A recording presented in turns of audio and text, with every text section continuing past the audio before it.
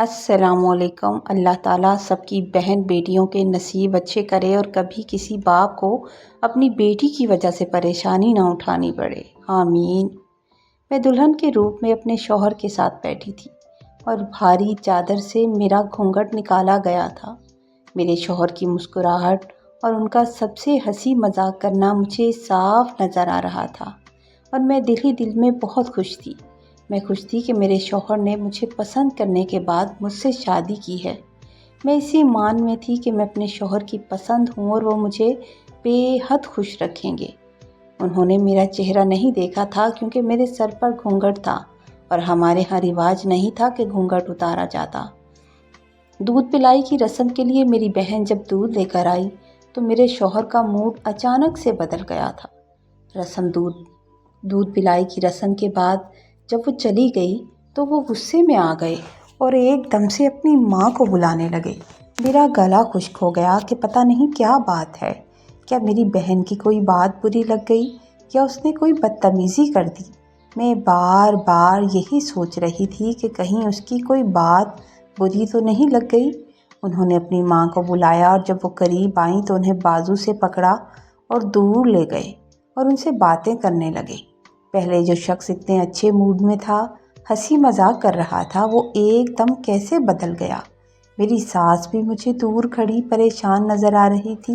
میرے شوہر ان سے بات کر کے انہیں سمجھانے کی کوشش کر رہی تھی اور وہ بہت غصے میں جواب دے رہے تھے۔ اچانک وہ اتنے غصے میں ہی میرے قریب آئے اور ہم دو بہنیں تھیں اور ہمارا بچپن غربت کی لکیر کے پاس سے گزرا تھا، جہاں ابا کی زمین ہی ہماری واحد امید ہوا کرتی تھی۔ ابا ایک محنتی اور صابر انسان تھے جو دن رات کھیتوں میں پسینہ بہاتے تھے، لیکن پھل سال میں صرف 2 ہی بار ملتا تھا۔ جب 6 ماہ کی کڑی محنت کے بعد فصل کٹ کر گھر آتی تو ہمارے کچے آنگن میں عید کا سماں ہوتا تھا۔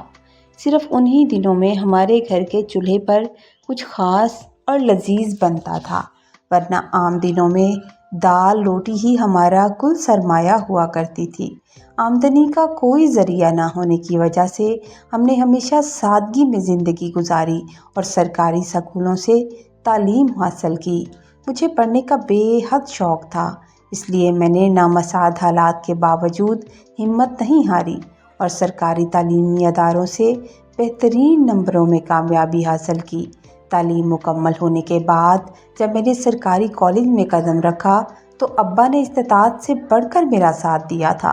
میں نے محسوس کیا کہ ابا کے کندھے اب جھکنے لگے تھے، اس لیے میں نے ایک نجی ادارے میں پڑھانا شروع کر دیا۔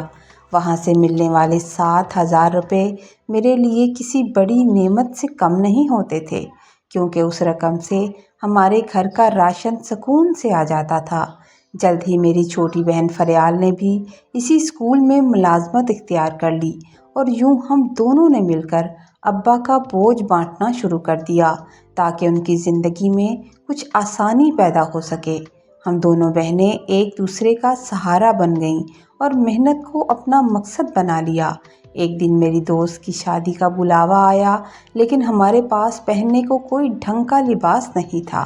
میں نے اپنی ساتھی استانی سے 2 اچھے سوٹ مانگے، ایک میں نے پہنا اور ایک میری بہن نے۔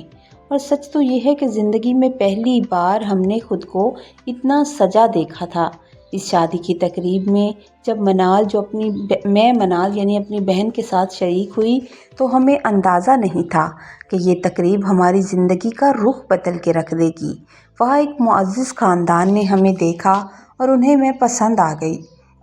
1 ہفتے کے بعد ہی ہمارے گھر رشتے کا پیغام آ گیا، جس سے گھر میں خوشی کی لہر دوڑ گئی۔ لڑکا بینک میں برسر روزگار تھا اور خاندان بھی نہایت سلجھا ہوا معلوم ہوتا تھا۔ رشتے کی بات چیت کے دوران ایک دلچسپ غلط فہمی ہوئی، کیونکہ فریال صحت مند ہونے کی وجہ سے مجھ سے بڑی لگتی تھی، جبکہ میں دبلی پتلی ہونے کی وجہ سے چھوٹی دکھائی دیتی تھی۔ رشتہ کروانے والی خاتون نے کہا کہ انہیں چھوٹی لڑکی پسند ہے اور یوں میرا رشتہ طے پا گیا۔ وہ لوگ 1 سال کے اندر شادی کے خواہش مند تھے اور انہیں جہیز کا کوئی لالچ نہیں تھا۔ ابا نے حامی بھر لی کیونکہ فصل آنے والی تھی۔ لیکن ماں نے اپنی زندگی بھر کی جمع پونجی اور وہ سونا جو انہیں اپنے مائکے اور سسرال سے ملا تھا میرے لیے نکال لیا۔ میں نے ابا کو اتنی مشقت اور سونا گروی رکھنے سے جب منع کیا تو انہوں نے نم آنکھوں کے ساتھ کہا کہ میری 2 ہی تو بیٹیاں ہیں، میں اپنی بساط کے مطابق تمہیں بہترین رخصت کرنا چاہتا ہوں۔ ہمارے کچے مگر پرسکون گھر میں شادی کی تیاریاں زور و شور سے شروع ہو گئیں اور دیکھتے ہی دیکھتے فضا خوشیوں کے رنگوں سے بھرنے لگی۔ سچ کہتے ہیں کہ جب بیٹی کی شادی کی تاریخ رکھ دی جاتی ہے تو اللہ تعالیٰ غیب سے مدد کے ایسے اسباب پیدا کرتا ہے کہ انسان دنگ رہ جاتا ہے۔ اس سال ہماری زمینوں میں اللہ کی خاص رحمت ہوئی اور فصل اتنی شاندار اور بابرکت ہوئی کہ سب حیران رہ گئے، جس کی بدولت ابا نے اپنی بساط کے مطابق میرا جہیز تیار کیا۔ جیسے جیسے شادی کے دن قریب آ رہے تھے گھر میں گہما گہمی بڑھ رہی تھی۔ وہاں میری ماں کا دل بوجھل ہوتا جا رہا تھا۔ میں ان کی بڑی بیٹی تھی، گھر کے کاموں سے لے کر ان کے دکھ سکھ میں ہر جگہ ان کا سہارا تھی، اس لیے میری رخصتی کا خیال انہیں بے حد اداس کر رہا تھا۔ میرا اپنا دل بھی ماں کی ممتا اور گھر کی دہلیز چھوڑنے کے لیے کے تصور سے لرز اٹھتا تھا، اور ایک عجیب سی بے چینی میرے وجود میں گھر کر رہی تھی، چونکہ میری چھوٹی بیٹی فریال اس گھر میں پہلی شادی کی وجہ سے بے حد خوش اور پرجوش دکھائی دیتی تھی۔ بالآخر شادی کا وہ یادگار دن بھی آ پہنچا اور بینڈ باجوں کے شور میں بارات ہمارے آنگن میں اتر آئی تھی، جہاں روایت کے مطابق مجھے بھاری بھرکم عروسی لباس پہنا کر گھونگھٹ میں بٹھا دیا گیا تھا۔ نکاح کے بعد جب اسٹیج پر اپنے شوہر کے ساتھ بٹھایا گیا تو میں نے باریک چادر کی اوٹ سے چوری چھپے اپنے شریک حیات کا چہرہ دیکھا۔ علی واقعی بہت خوبصورت تھے اور ان کے چہرے پر پھیلی مسکراہٹ اور سب سے ملنے کا خوش اخلاق انداز دیکھ کر میرے دل کو بڑا سکون ملا تھا، پر وہ ہر ایک سے ہنس ہنس کر باتیں کر رہے تھے، جس سے مجھے یہ احساس ہوا کہ وہ اس شادی سے بہت خوش ہیں اور شاید واقعی انہوں نے مجھے تہہ دل سے قبول کر لیا ہے۔ میرے ذہن میں اپنی ساتھی استانی کی باتیں گھومنے لگیں، جس کی پسند کی شادی ہوئی تھی اور اس کا شوہر اس کا بہت خیال رکھتا تھا۔ میں بھی یہ سوچ کر خوش ہو رہی تھی کہ میں اپنے شوہر کی پسند ہوں، اس لیے وہ مجھے ہمیشہ پلکوں پر بٹھا کر رکھے گا اور ہماری زندگی خوشیوں سے بھرپور ہوگی۔ خوشی کا یہ احساس ابھی پوری طرح میرے دل میں اترا بھی نہیں تھا کہ اچانک سے فضا بدلنے لگی اور وہ سب کچھ خواب سے دوبارہ حقیقت بن گیا۔ جب فریال دودھ پلائی کی رسم کے لیے دودھ لے کر آئی اور ہنسی مذاق کے بعد واپس چلی گئی تو میں نے محسوس کیا کہ علی کا مزاج اچانک نہایت سنجیدہ اور تلخ ہو گیا تھا۔ ان کی وہ دلکش مسکراہٹ اچانک سے غائب ہو گئی اور وہ بڑی بے چینی سے اپنی ماں کو ڈھونڈنے لگے، جو مہمانوں کی توازے میں مصروف تھیں۔ انہوں نے غصے سے اپنی بہن کو حکم دیا کہ ماں کو فوراً بلاؤ۔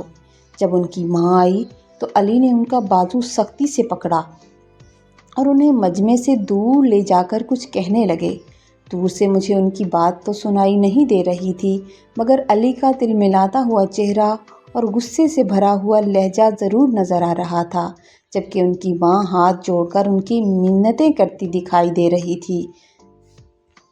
میں صوفے پر بیٹھی یہ منظر دیکھ کر خوفزدہ ہو گئی اور اللہ سے اپنے باپ کی عزت کی دعا مانگنے لگی کہ کہیں فریال کے کسی بات کا انہوں نے برا تو نہیں منا لیا، مگر سچ تو یہ تھا کہ فریال نے ایسی کوئی بات کہی ہی نہیں تھی۔ شادی کی وہ خوشی اب ایک انجانے خوف میں بدل چکی تھی اور ساس نے بھی اچانک جلد رخصتی کے لیے شور مچانا شروع کر دیا تھا۔ رخصتی کے بعد جب گاڑی ایک انتہائی خوبصورت اور شاندار مقام کے سامنے آ کر رکی تو میری ساس نے پیار سے اپنے بیٹے کو پکارا، علی بیٹا اترو اور اپنی بیگم کا ہاتھ پکڑ کر اسے گھر کے اندر لے جاؤ۔ علی نے جو جواب دیا وہ میرے کانوں میں پگھلے ہوئے شیشے کی طرح اترا تھا۔ انہوں نے انتہائی نفرت اور غصے سے اپنی ماں کی طرف دیکھا اور کہنے لگے، اسے آپ ہی لائی ہیں نا، تو آپ ہی اسے اتاریں اور اپنے ساتھ اپنے کمرے میں لے جائیں۔ میں اسے اپنے کمرے میں نہیں لے جانے والا۔ ان کا یہ لہجہ اور سرد رویہ سن کر میرا دل جیسے رک سا گیا تھا، اور وہ تمام ارمان جو میں نے اپنی نئی زندگی کے لیے سجائے تھے پل بھر میں بکھر گئے۔ مجھے احساس ہو گیا کہ کچھ بہت غلط ہو چکا ہے، پر کیا ہوا تھا یہ ابھی تک میری سمجھ سے باہر تھا۔ مجھے ایک سجے سجائے کمرے میں لا کر بٹھا دیا گیا، جہاں تنہائی اور خاموشی نے مجھے چاروں طرف سے گھیر لیا۔ رات بیت رہی تھی اور مجھے اپنے شوہر کا انتظار تھا، مگر علی کا کہیں کوئی پتہ نہیں تھا۔ گھڑی کی سوئیاں مسلسل آگے بڑھ رہی تھیں۔ جب رات کے 11 اور پھر 12 بج گئے تو میری ساس کمرے میں آئیں اور میرے چہرے پر پھیلی پریشانی دیکھ کر تسلی دینے لگیں کہ علی اپنے دوستوں میں مصروف ہے، کیونکہ وہ انہیں پارٹی اور ٹریٹ کے لیے تنگ کر رہے تھے، اس لیے فکر نہ کرو اور آرام کرو۔ اگرچہ ساس نے مجھے دلاسا دینے کی کوشش تو کی تھی، لیکن میرے دل میں خطرے کی گھنٹی بج رہی تھی، اور وہ تلخ لہجہ جو میں نے گاڑی سے اترتے وقت سنا تھا مجھے ایک پل بھی سکون نہیں لینے دے رہا تھا۔ میں جائے نماز پر بیٹھ کر اللہ سے گڑ گڑا کر دعائیں مانگنے لگی کہ یا اللہ، جو بھی معاملہ ہے اسے بہتر کر دے اور میرے نصیب کی لاج رکھ لے۔ رات کے 2 بجے کے قریب جب علی کمرے میں داخل ہوا تو اس کے چہرے میں بیزاری اور غصے کے بادل صاف دکھائی دے رہے تھے۔ اس نے میری طرف ایک نگاہ ڈالنا بھی گوارا نہیں کیا اور بستر کی دوسری طرف رخ کر کے لیٹ گیا تھا اور تھوڑی دیر میں سو بھی گیا، جس سے میری تمام امیدیں دم توڑ گئیں۔ صبح جب میری آنکھ کھلی تو اس نے انتہائی کرخت لہجے میں مجھے مخاطب کیا اور مجھ سے مخاطب ہو کر کہنے لگا کہ تمہیں شادی کی بڑی جلدی تھی۔ میں حیرت سے اس کا منہ تکنے لگی تو اس نے بغیر کسی لگی پٹی کے اصل حقیقت میرے سامنے رکھ دی۔ وہ ایک صاف کو انسان تھا اور دھوکہ دہی اس کی فطرت میں نہیں تھی۔ اس نے انکشاف کیا کہ اسے دراصل میری چھوٹی بہن فریال پسند تھی، اور اس کی ماں نے غلط فہمی میں یا جان بوجھ کر میرا رشتہ تم سے طے کر دیا، جبکہ اب بھی فریال کو ہی اپنی شریک حیات بنانا چاہتا ہے، اور مجھ سے اس کا حل پوچھنے لگا۔ علی کی یہ بات سن کر میرے پیروں تلے زمین نکل گئی اور مجھے لگا جیسے آسمان مجھ پر گر پڑا ہو۔ میں نے روتے ہوئے اس کی منت سماجت کی کہ خدا کے لیے ایسی باتیں مت کرو، کیونکہ اب ہمارا نکاح ہو چکا ہے اور معاشرے میں طلاق یافتہ عورت کی کوئی جگہ نہیں ہوتی۔ ان سب میں میرا کیا قصور ہے؟ مگر اس کے دل پر جیسے پتھر رکھا ہوا تھا۔ وہ کہنے لگا کہ یہ نکاح تمہارا ہوا ہے، میرا نہیں، کیونکہ میں نے تمہیں دل سے قبول کیا ہی نہیں ہے۔ میں اس کے سامنے گڑ گڑاتی رہی کہ میرا قصور کیا ہے، اور میرا باپ ایک غریب آدمی ہے جس کی عزت اب تمہارے ہاتھ میں ہے۔ میں ساری زندگی تمہاری خادمہ بن کے گزار دوں گی، مگر میرا گھر برباد مت کرنا۔ میں نے روتے ہوئے اس کے پاؤں تک پکڑ لیے تھے، لیکن اس نے بے دردی سے اپنا پاؤں چھڑوایا اور مجھے اسی کمرے میں روتا اسی حال میں چھوڑ کر باہر نکل گیا تھا۔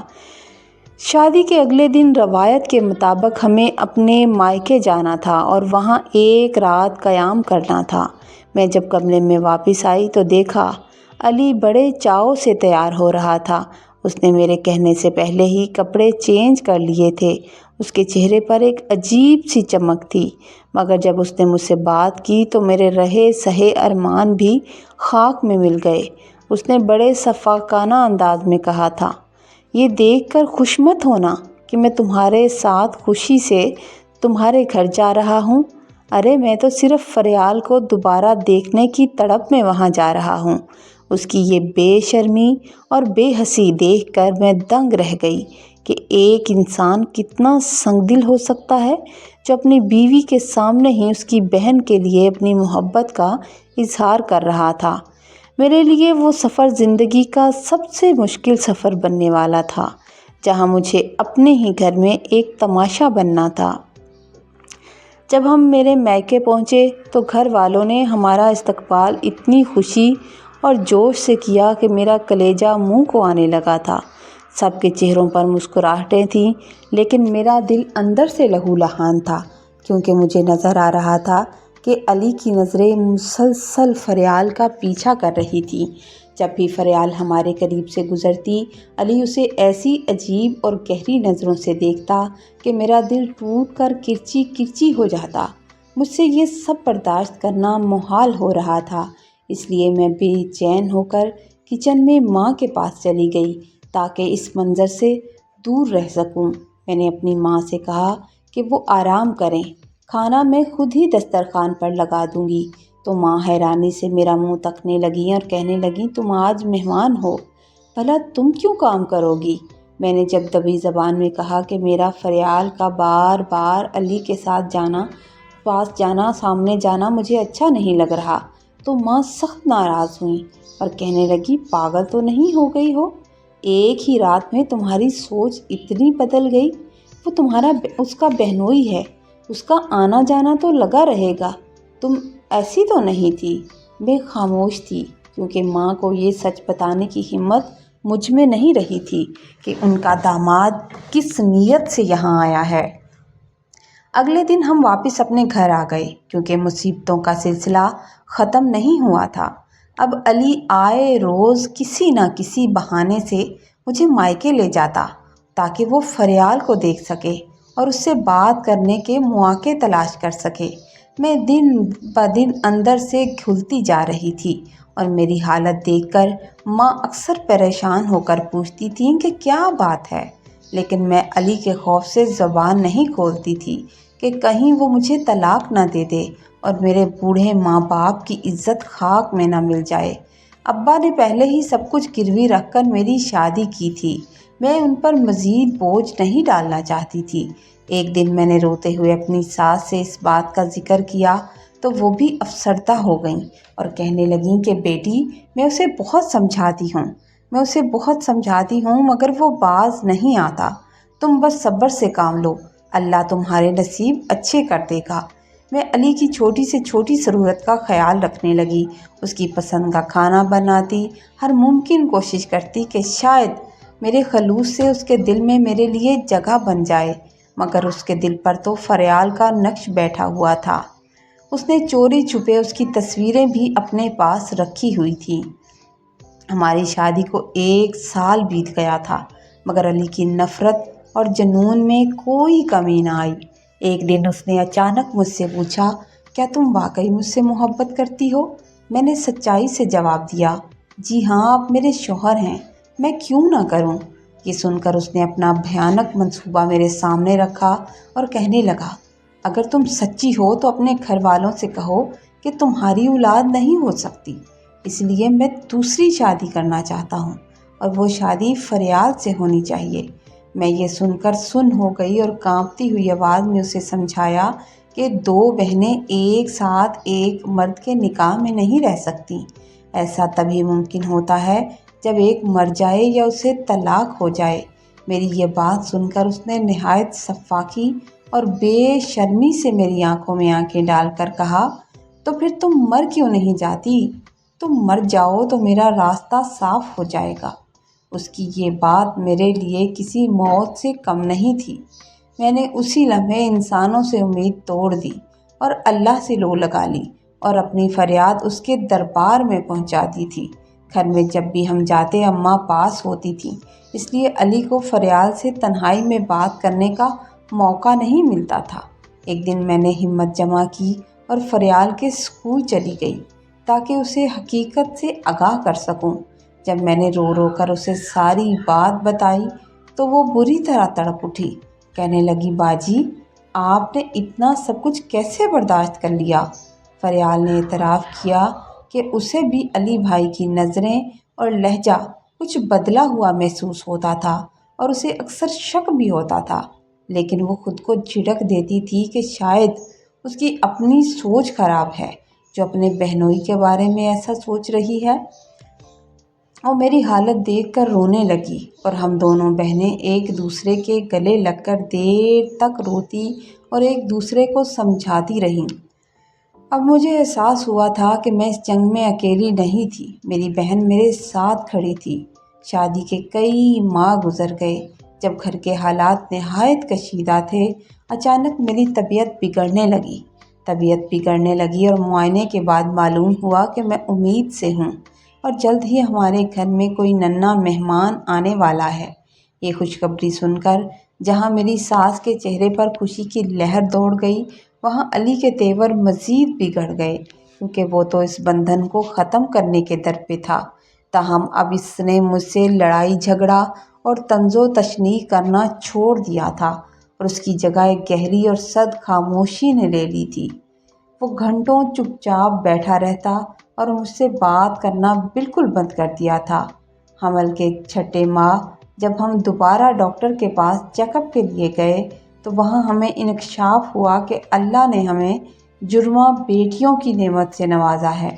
ڈاکٹر نے علی کو تاکید کی کہ وہ اب میرا اور آنے والی بچیوں کا خاص خیال رکھے، مگر علی اس وقت بھی کسی گہری سوچ میں ڈوبا ہوا خاموش کھڑا تھا۔